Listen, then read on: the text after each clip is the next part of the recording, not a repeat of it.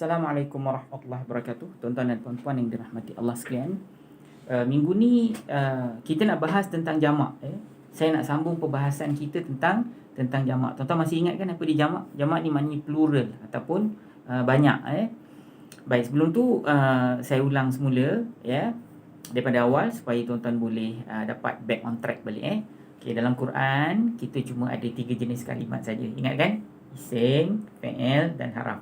Saya rasa semua dah tahu dan dah mahir tentang perkara tu. Isim, fi'il dan haraf. Ada 3 jenis kalimat sahaja dalam Al-Quran. So yang ada ganti nama diri tersembunyi hanya dalam kalimat isim dan fi'il. Betul kan?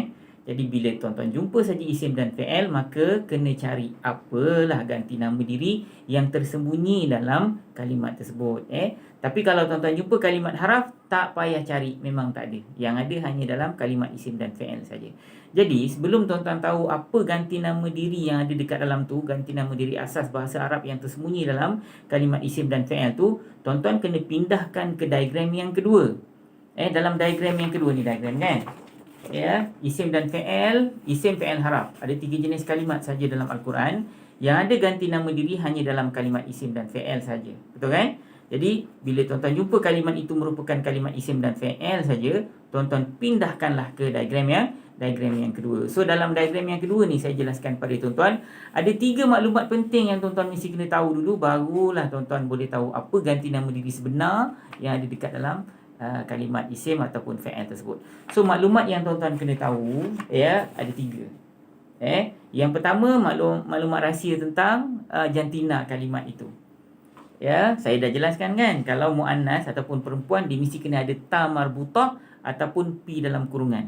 Kalau tak ada salah satu tu, maka dia ialah kalimat jantan lah, kalimat muzakkar lah. Yang kedua, tuan-tuan kena tahu jumlah. Tuan-tuan ingat tak jumlah?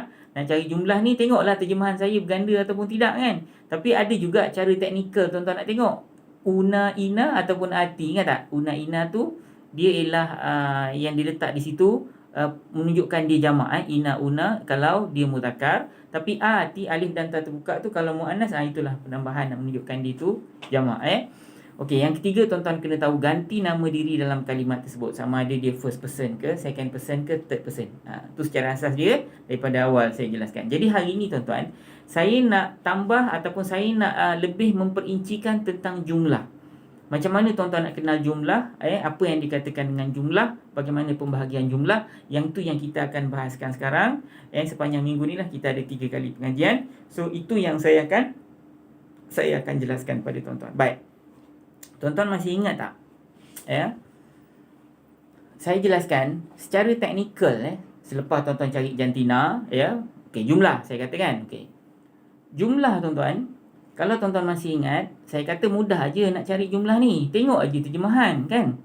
Jadi bila ada terjemahan berganda dalam kamus Al-Furqan itu, maka kalimat tu kalimat jamak lah. Pokok-pokok, batu-batu, hati-hati, ataupun penglihatan-penglihatan, ataupun mata-mata, ataupun batu-batu, masjid-masjid, orang-orang Islam, perempuan-perempuan kafir, perempuan-perempuan beriman, orang-orang berpuasa. Jadi kalau ada terjemahan berganda aja, orang-orang ke, pokok-pokok ke, batu-batu ke, perempuan-perempuan ke, maka kalimat tu kita consider kalimat jamak. Senang kan? Tengok terjemahan berganda je, jamak lah Okey, baik. Tapi secara teknikal dia tuan-tuan, Allah akan letak tanda juga untuk kalimat untuk kalimat tu menunjukkan dia jamak. Okey, apa tanda teknikal Okey, kalau muzakkar, penambahan jamak dia una atau ina dekat hujung, waw nun ataupun ya nun, betul tak? Waw nun ataupun ya nun di hujung, waw atau ya lah, nun tu tak payahlah sebut sebab nun tu memang dua-dua ada sama ada waw ataupun ya sebelum nun tu, betul tak? Una atau ina dan nun tu kena baris atas tau, tak boleh baris bawah una atau ina. Contoh dia apa? Muslimuna, muslimina, kafiruna, kafirina, saimuna, saimina, mu'minuna, mu'minina. Dua-dua makna sama tuan-tuan. Kalau kafirina pun makna orang-orang kafir, kafiruna pun maknanya orang-orang kafir. Tapi Allah akan pilih salah satu untuk guna tu Jadi bila masa Allah nak pakai ina, bila masa Allah nak pakai una, nanti saya jelaskan kemudian. Yang penting tuan-tuan tahu, dua-dua tu makna sama, dua-dua tu tanda jamak. Tapi ni untuk kalimat isim tau. Dengar sini untuk isim. Untuk isim, bukan fi'il. Tiba-tiba ada yang jawab kita punya quiz, dia kata, Ustaz, tanda jamak untuk kalimat fi'il ini ialah una di hujung. Oh, sorry. Jangan. Jangan main bedal ni tuan-tuan. Kita baru belajar tentang isim. Fa'il punya tanda jamak jangan bahas. Kalau jumpa fa'il, walaupun nampak macam una juga ujung. Bukan, jangan. Fa'il kita tak bahas lagi. Kita bahas tentang isim saja tuan-tuan. Isim sahaja. Isim sahaja. Ini jamak untuk kalimat isim. Allah akan pakai una atau ina di hujung. Ya, orang-orang Islam, orang-orang kafir, orang-orang beriman. Itulah dia. Okey, kalau untuk muannas pula bukan una ina, apa dia? Ati. Ingat tak? Ati, alif dan ta terbuka. Itu jamak untuk kalimat muannas. Baik tuan-tuan, dengan sini tuan-tuan Itu jamak yang ada kaedah una, ina dan ati tu tuan-tuan. Itu kita panggil jamak yang sempurna, jamak yang ikut kaedah. Tahu kaedah dia apa? Ati, una, ina atau ati, itulah kaedah dia. Kalau dalam istilah nahwu bahasa Arab dipanggil jamak salim. Saya nak terus tuan-tuan guna jamak salim Jamak yang ikut kaedah ialah jamak salim. Salim. Tahu salim? SM Salim. Tahu SM Salim? Seorang lagi siapa Salim? Salim Iklim. Tu salim lah tu tuan-tuan So mudah-mudahan Allah ampunkan dosa-dosa mereka tu tuan-tuan Okey baik Itu kita panggil jamak salim. Salim ni maknanya jamak yang ikut kaedah. Apa kaedah dia? Ina, una, ati tu lah. Itu kaedah dia. Jadi kalau jamak yang ikut kaedah kita panggil jamak salim. Tapi kalau tuan-tuan buka dalam Al-Quran, dalam kamus Al-Furqan lah, ada kalimat yang dia jamak tuan-tuan, tapi tak ada una, ina dekat ujung. Cuba tuan-tuan tengok. Banyak kan? Contohnya An-Nas. An-Nas kan maknanya manusia. Jamak. Ustaz, An-Nas ni jamak, tapi tak ada An-Nasina, An-Nasuna. Mana ada Ustaz? Dia ada jamak yang tak ada ina, una dekat ujung. Ataupun tuan-tuan jumpa kalimah Al-Ulama. Al-Ulama tu orang-orang alim. Ataupun tuan-tuan jumpa kalimah Ar-Rijal. Rijal tu maknanya lelaki-lelaki. Dan hari ni kita balik surah Al-Baqarah, tuan-tuan akan jumpa kalimah Absari, contohnya penglihatan.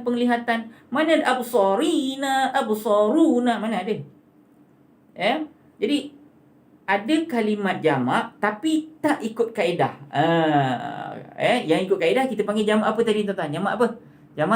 Jamak salim. Jamak salim. Kalau tuan-tuan lupa, ingatlah SM Salim tuan-tuan Jamak salim. Baik. Jamak yang tuan-tuan jumpa tapi tak ikut kaedah itu kita panggil jamak taksir.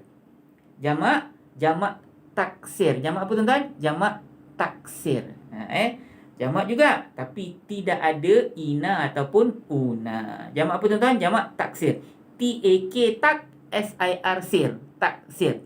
Ejaan Arab dia macam ni. Nantilah tuan-tuan belajar. Yang penting tuan-tuan tahu. Jamak ada dua jenis. Satu jamak salim, satu jamak taksir. Jamak salim yang ikut kaedah. Jamak taksir yang tidak ikut kaedah. Ingat tak tuan-tuan pernah jumpa? Kita pernah bahas tentang Qul ya ayyuhal kafirun kan? Orang-orang kafir. Katakan oleh engkau wahai Muhammad, ya ayyuhal kafirun, wahai orang-orang kafir. Jadi kafiruna, nampak? Ada una kan? Jadi itu jamak salim.